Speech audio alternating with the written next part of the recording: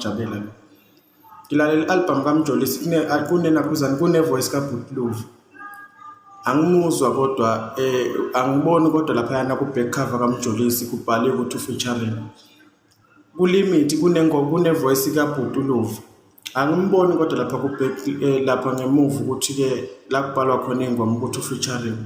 Kumenzi kunengoma manje edla abantu ikhona i-voice kaULuve.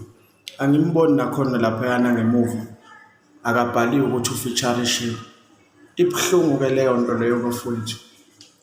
Angazi abafowethu nomuza ukuthi kungani bengamlandi ngoba bayawuthanda umsebenzi wakhe kunokuthi bavele beyishintshe bezenzena ekhona ephila umuntu owenza iqiniso yedwa kusewumashelela. And zonke le ngoma la abayishintsha khona bona ama-voice bazenza uLuve zidla abantu. Lento yaqala ngesikweletu wayishintsha wazenza uLuve, wonke umuntu usezenza yena. Kubhlungu kakhulu lokho okwenzakalayo, kubhlungu and bayamlimaza, bayawubulala, bayawuqeda umsebenzi wakhe manje. Ibhlungu lento le bafowethu, angazi ukuthi ngathini, mhlawumbe omunye uzongizwa, omunye mhlawumbe uzoyibona.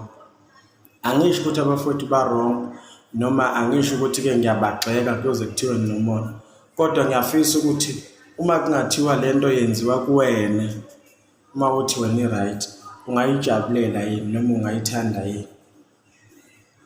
Angikwazi-ke mina lokhu nje bafowethu, ngiyaqala nje kulo nyaka lo ka-2022, angikwazi. Mhlawumbe onolwazi akangichazele ukuthi kwenziwa yini.